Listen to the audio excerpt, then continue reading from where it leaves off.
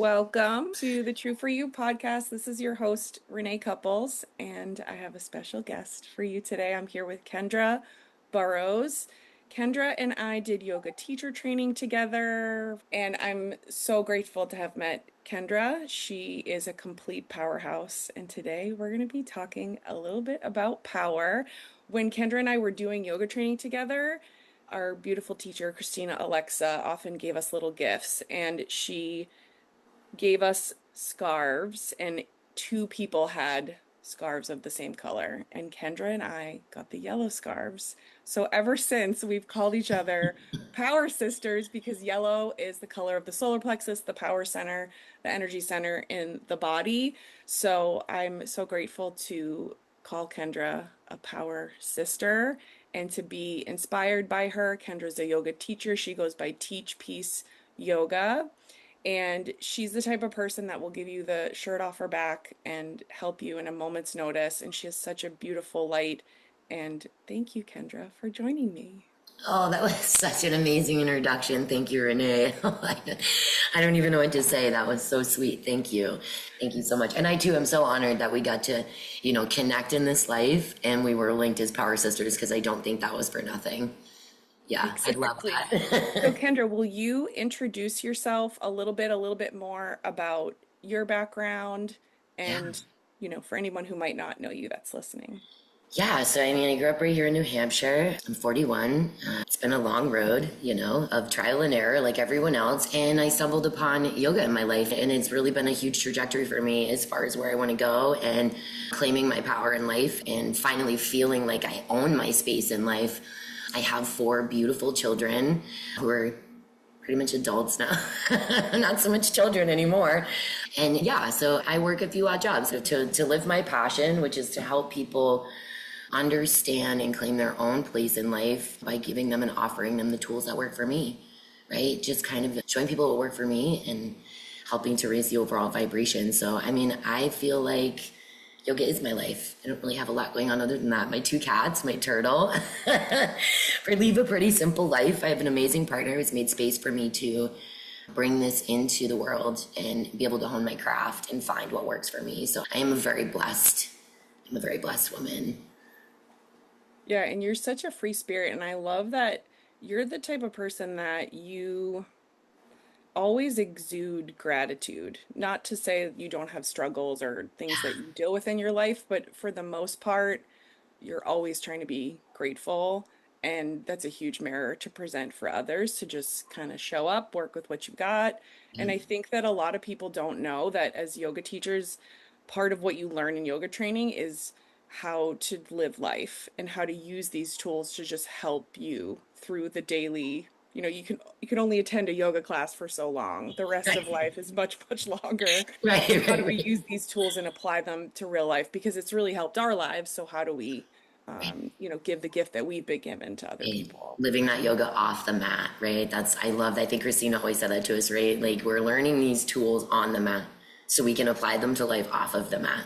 Because that's really all it is. We move our bodies on the mat to burn stuff up. We'll say here to keep it PG. And we're moving into stillness, right? We're spinning into stillness, to quote Kate there. And I really love that statement because we do feel powerless, I think, in most of our daily lives. Like we're a character in a movie and we're just walking through this reel. And that's not the case at all. We hold so much power in our everyday lives, but it starts single-handedly with your perception and how you feel about yourself and the world around you. And I do think suffering is a choice. I think there's a lot of power in that as well. Having a victim state of mindset is because, again, it's a mindset. It's just a place we kind of hang out, but very much can leave, right? That's just a state of mind. So I like to live in that place of gratitude because it helps me to, I think, ignite my own personal power every day. When I'm not grateful, I'm like handing my power over to somebody else. I'm forgetting what matters to me, why I'm here, fight in the good fight, walk in the good red road, So I appreciate you taking note to that because it isn't easy. I do struggle. Everybody does. We have our down days. We have our dark thoughts. And it's just remembering that we need to let those thoughts leave as quickly as they enter. Yeah, I think that's such a good observation about gratitude being something to take back your own power because I don't think that a lot of people might see it from that lens, Yeah, that just, and you're allowed to be in a bad mood, right? You're allowed to feel the way absolutely you're are. feeling, but Yes. just tapping into something that you're grateful for. I think that maybe some of the times that I've been the most hopeless in my life, just finding gratitude for being able to And breathe yes, getting out and of to bed. like pour a cup of coffee. Like it Yes. gets so basic and Yes, so simple, simple. So but simple. it just allows you to be in your body and what can I do versus what I cannot do. And sometimes this happens in yoga class too. People are like, well, I can't do yoga. I'm not flexible. I can't do that stretch. And I'm like, you can literally lay in Shavasana for an hour and I will actually love it. I love that. I tell people all the time, and they're like, I can't do yoga. I'm not flexible enough. And I'm like, that's like saying you're too dirty to take a bath. I'm super sorry right now, but flexibility has nothing to do with yoga. Let's just check that right off the box of preconceived notions right there.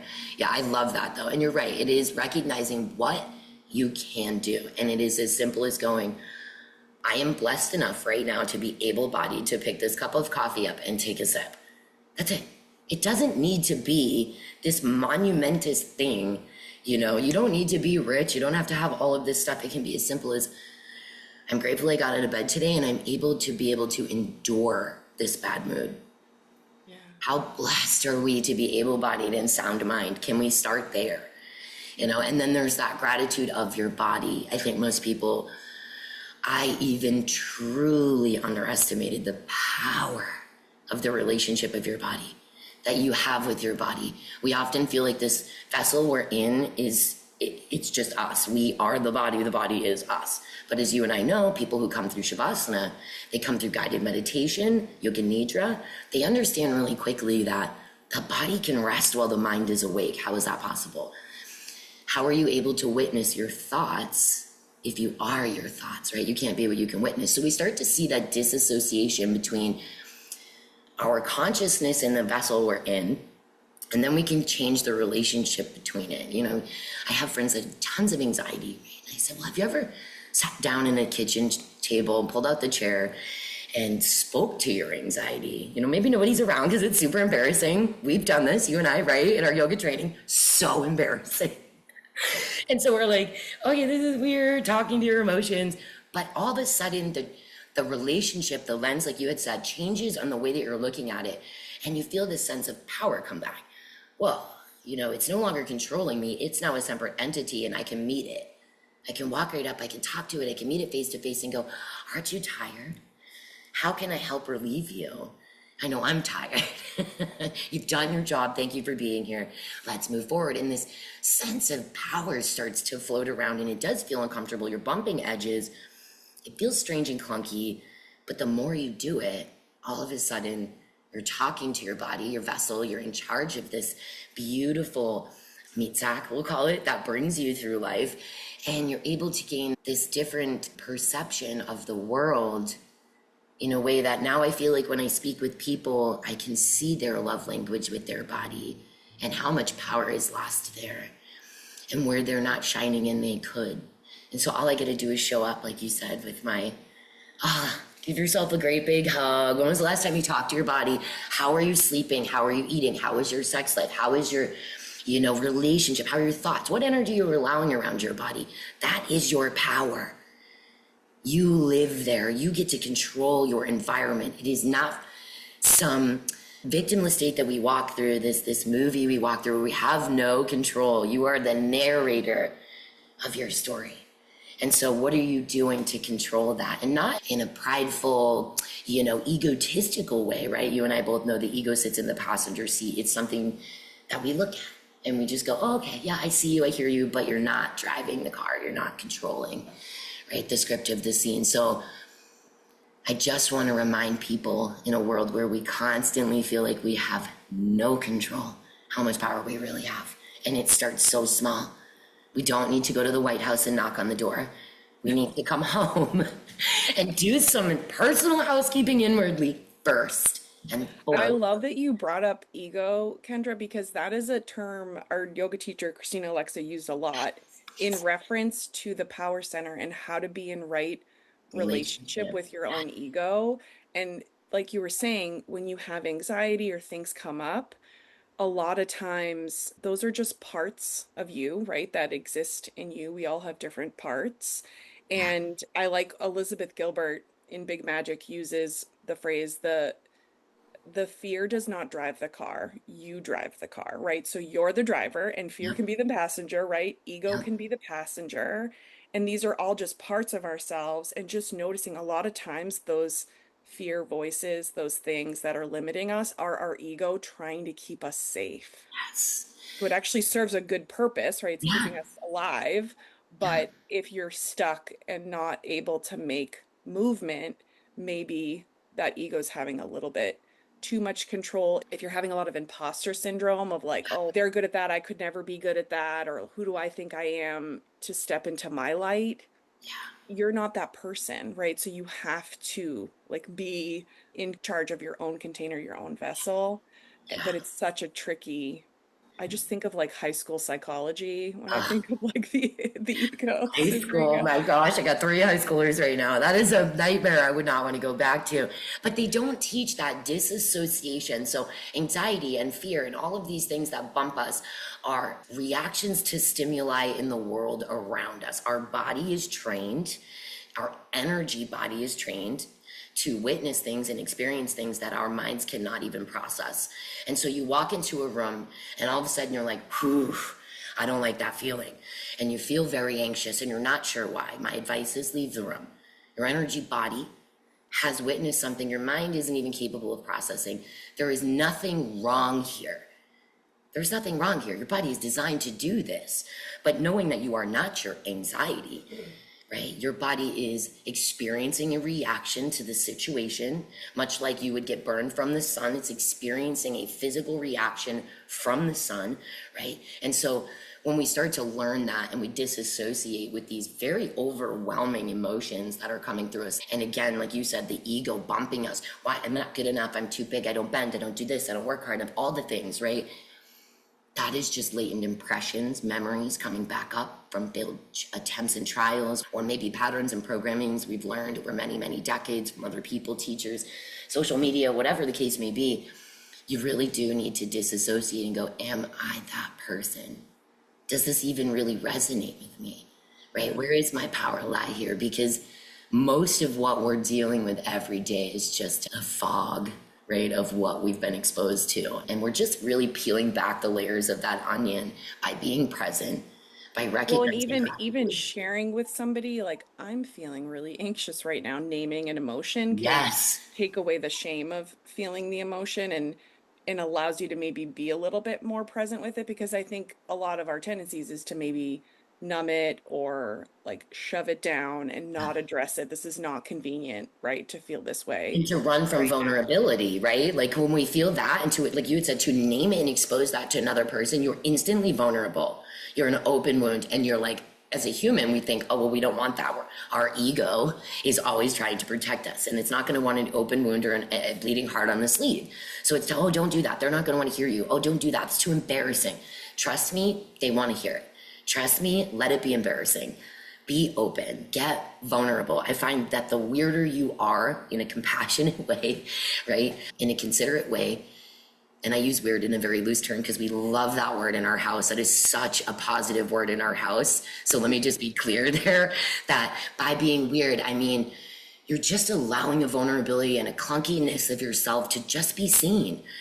And you're letting people see that. And it doesn't matter if you know what to say. Maybe you can't even name the emotion or the feeling that you're experiencing. So you That say, makes me think of like anybody who's not willing to admit that they're weird. dude, let's be Like serious. Yes, that's yes, a yes. red flag. I'm like That's a red flag. everybody's a little weird. That's like saying you don't like dogs. We can't be friends. I'm so sorry. You I'm have to just, embrace that. Yeah. you do. And I say that, yeah, being weird just means that you're okay with not always feeling comfortable.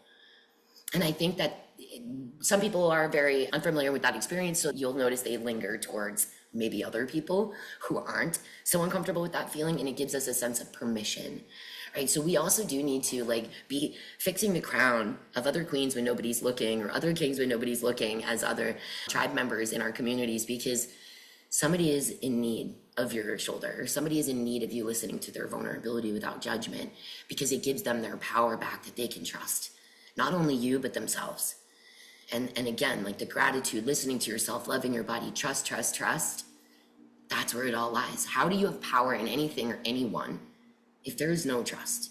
You can't trust the people in power if you don't believe in what they're doing. You don't have power, you don't trust in yourself. There's no power lying there if you don't believe in yourself. So I think it all does dial back to starting at home, inwardly. Kendra, how do you feel like your evolution with power has been? Like maybe a previous version of you didn't have as much of the personal power and the Wow. presence and the self-awareness that you currently have. What might you say to old Kendra? It's a loaded gun. I think about this a lot. So you and I, we've been through some stuff as far as the work. And when you come into yoga, a lot of people think it's the bending, and it's not. We would do, 16, 20-hour weekends over 2 days doing training. And what did we do? Two, maybe 3 hours of those of physical movement. Yeah. Everything else is bookwork, science, philosophy. Your brain is so heavy when you leave. So I think that in looking back and going through and dialing through the memories and going, okay, what version of myself could use some talking to now, or a hug? I was moving so quickly through life. I think on purpose, I look back at all the survival modes I was in and how well they served me in those moments. In the moment, I was so ashamed of who I was. I fell into drug use. I had been a mom on welfare. I was a single mom. Oh shit, I'd been homeless. I'd been through so much. And I look at that woman, I look at that young girl now, and I think to myself, oh my God, I was really moving towards a serious level of personal freedom that I didn't even know was on the other side of the rainbow. And in the moment, I used to say all the time, I think my motto was then, I'm sick and tired of being sick and tired. I felt like I was drowning in a puddle, but there was this hole, like you could do more. There's something, just keep going. And I did. And I like to think that yoga saved my life in the way that it gave me tools that I maybe would have never otherwise found. And it was that I was always in control. I was always safe. I've always been loved. I was born in love. We all are. And, when you have things in your life like that, like addiction or sexual abuse or anything like that, you have layers of your power just sheared away, just pulled away from you. And then you're wounded and you're walking through life as this wounded scar. And you realize how you've affected other people negatively or positively. And so I look back and I've met with a lot of those people and apologized, even though what I did was so innocent, I didn't know what I was doing.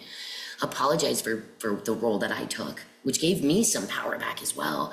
And just honoring that even those, we'll call them negative things, but they weren't, because they led me right here. Would I even be who I am today with this much mental freedom if I haven't had that kind of resistance to press against? I think the more you have to press against, the further you can grow.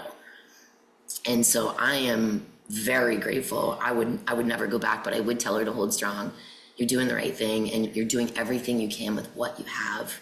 And that message applied so much in letting go to the traumas with my own parents, to my past, aggressors, etc., and even myself, because that's a big one. We all do what we can with what we have. And once we recognize that, there really isn't a reason to be upset about anything. Like I said, suffering. Your vulnerability, Kendra, is so powerful. Like you're talking about crowds on fire. Oh, I'm just in awe because your ability to reflect, and what I'm getting is like the power of forgiveness, both self-forgiveness, just forgiveness in general, how it can set you free, right? And help you in uh, let so go. many ways. I wish I could bottle this and just give it out, because I feel like I've won a lottery in some way. Like, I'm not a financially wealthy woman, but I'd like to think that I'm one of the richest women in the world. And Isn't it funny too, like one of the lottery games is Powerball? I know. Oh my God, seriously. I already won that ticket. And It's just a I, one little Powerball, and it's one like, thing, what if what if we were our own Powerball, right? and What that's if it. we Did you shook ever some things up? see that YouTube video that Alan Watts does with After School about how to create heaven on earth? It is a 15-minute clip, very aesthetically pleasing. After School is just a program that does like drawings, and he's a narrator over it. Oh my gosh, I'll repeat that again. Alan Watts, How to Create Heaven on Earth. You can find it right on YouTube. It's something I watch, I have my kids watch, rewatch, watch it again and again and again. I am obsessed with this video. It is like the world's nutshell in a 15-minute, aesthetically pleasing clip. It is mind-blowing to think that he says in the video, what if this is creation place? What if we could create everything and anything we want right here? And it's just the fact that our perception is a little off, right? We already have heaven on earth. I don't know why we're trying to reinvent the wheel. Yeah, and that's the power of presence too, because I love his audios. It's I love his uh voice. yeah, the way that he narrates, and it just taps into something like some sort of Yeah, creative place within yourself to think past what the limits of what sometimes your mind puts you in, yeah, and that when you put yourself in that place of that anything is possible, it just opens so many doors, and it's really the same state as you were in before, yeah. right? So just, but it's just a Literally. shift. Yeah. Manifestation. If you ever do a podcast on manifestation, you let me know. I like to. I've been honing these manifestation crafts. It is so creepy how intense it can get, and all it takes. It sounds so dumb. It's the power of belief. Believing it has happened before it happens. You see yourself doing it. You're in it. You're smelling it. You're feeling it. You're tasting it, and that is a craft like anything else. But I truly believe that it is one that can be honed and it can be built and grown. And I will just simply say things sometimes like, I am going to find something at this location on the ground when I walk in the door. Careful, friends, because you need to be very specific about your manifestations.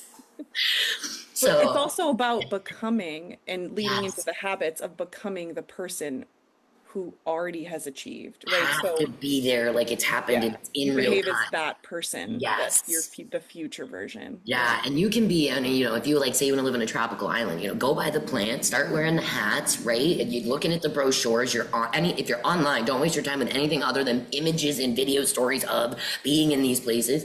Research what it's like. Start getting your book, your gratitude books, write it out. I mean, there's so many things, but then you're just bringing it, and then that brings you back to really physics too, like the law of attraction. There's that little bit of energetic pull. When you start putting it out there, you're bringing it into you. So that's why you have to be very careful with your own power of tongue and what you say and think about yourself and the world around you. Because if you say things like, oh, I'm not going to get work, I'm not going to get work, I'm not going to, that's exactly what's going to happen.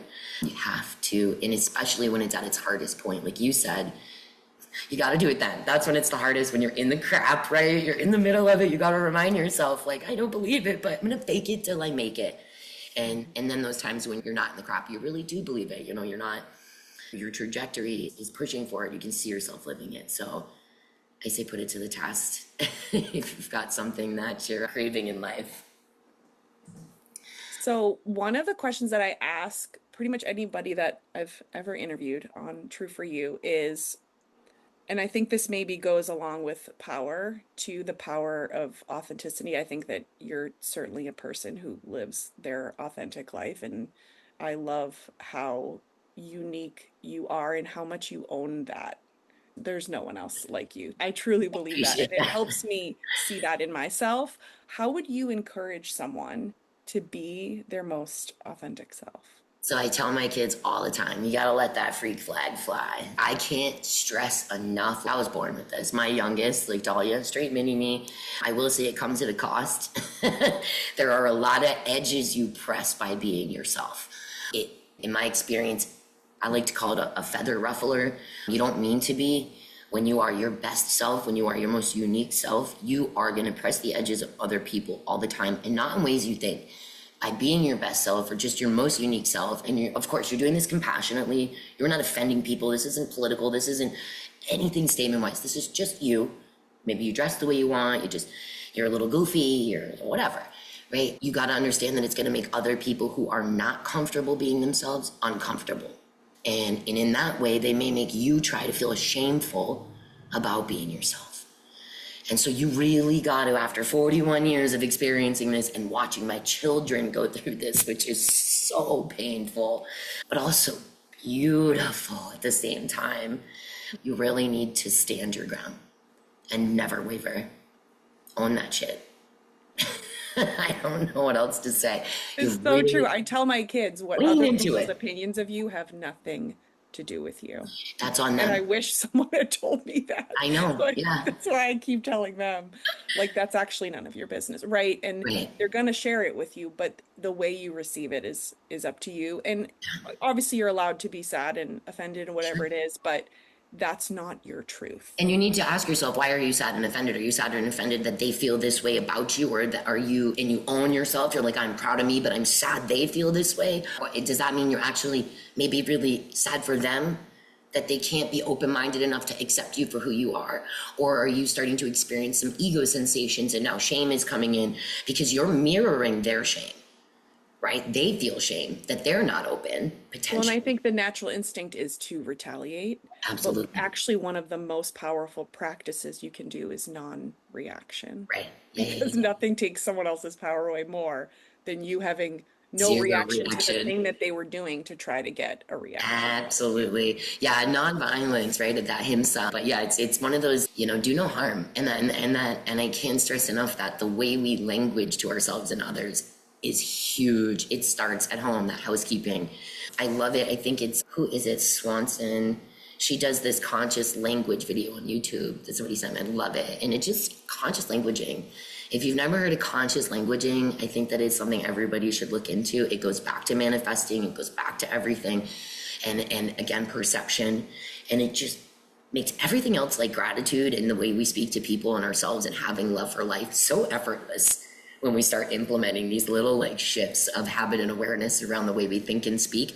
All of a sudden, everything else is like, oh, okay. And then you kind of see the programming over the years too, that you've been, maybe people are giving it to you unintentionally. I know my parents were, right? I didn't know what I was doing for my kids when I was an undisciplined mind in ways. So it's one of those things that we're always learning, we're always growing. And I think being conscious brings you into right relationship with your power. Yeah, that's Absolutely. interesting. Kendra, it's been such an honor to have you on. I want you to let our listeners know how to get in touch with you. If someone were to want to reach out to you, how would they do that? Yeah, so I do have a website, Teach Peace Yoga. But if you want to find me right on Facebook or Instagram, same thing, Kendra Burrows, Teach Peace Yoga. I'm super easy to find. I'm teaching Thursday mornings right here in the Bristol area, Newfound Lake area. 8 a.m. we do strength training, because now that I'm over 40, we realize strength training is very important if we want to put on our socks without noise and we want to get off the toilet in our 80s. Come join us. We're just doing the things that keep us mobile, movement without limits. And then we do yoga at 9 a.m. Everything I do is for all levels because I think every body is a yoga body. And then actually starting in November, I'm going to be teaching at Concord Parks and Recs. I'm going to be doing some classes down there. So if you're in that area, check it out. They have amazing fees. It's super cheap to join there. And the people are awesome. It'll be like a midday mashup. So if you're in the middle of a lunch break or whatever, and you want to get the body moving, I'll start that when I get back from Mexico this November. But yeah, so finding me is easy. If you want to list my contact information in your podcast, any phone number, whatever, that's totally fine. People feel free to reach out to me. I do a lot of one-on-one sessions, private coaching, group things, stuff like that. So I love working closely with people because I think that relationship is what we need in this world. We've never been Yeah, and so I like that you're doing strength training because so one way to important. feel like a total badass in your body and feel super powerful Exactly. is lift And some weights, right? oh, Or that word yeah, swollen, that's a real thing, man. I didn't know till I started going to the gym last year. I was like, okay, I see what these guys are doing. And you feel good again. And I've never felt this way in my life. So I'm gonna keep rolling with it. Just keep yeah, and it taking my doesn't have power to be back. anything big, right? You can No, no, I start don't. No, it's nothing. small. Actually, the classes Yeah. we're doing have no weights. We're just learning to come into relationship with our own body and the power there. And then once you feel that you've got that, then yeah, if you want to bring in weights, I mean, I do work at the gym myself. I do go to the gym, but I'm really picky about that because mobility movement. And with yoga, the gym can be very, very dangerous if you're not wise, if you're out of adjustment. Doing leg presses, one leg could be longer than the other. It's very simple how to harm yourself lifting heavy weights. So be careful, talk to somebody who knows what they're doing, and start with body weight. If you can't move that, you have no place in the gym. Yeah, and leaning into community, right? If you Yes. have a trainer or a gym or a place that you can lean into and be in community with it, it's such a Yep. beautiful thing to be in an environment where you can encourage other people and they can encourage you and you have Suffering somebody together. to help you. Yeah. That's what I call it, suffering together, friends. And if you want a class in your area, don't hesitate to reach out. I go where I'm needed and where people are, motivated, really, where people want the help. I think that that's the best place to give it. And, I can't thank you enough, though, for having me on here. And I think you're amazing for spreading the good word of our power message. Yeah. Not enough people know about it, right? And it's something that I think We're definitely needs just to get more secret Power attention. Rangers, Yeah. right? Of the yoga variety. Just doing our thing over here, no big deal. The quiet warriors. I love Exactly. it. I love it. Exactly. Well, thank you, Kendra, and thank you, listeners, for listening. I'll put all of Kendra's information in the show description, Thank and you for having I'm me. sure we'll have you back, Kendra, because we could just talk I forever. know this was awesome. If you ever knew, you let me know, girlfriend. I am always around. All right, sounds good. Thanks, honey. You have a good day. You too.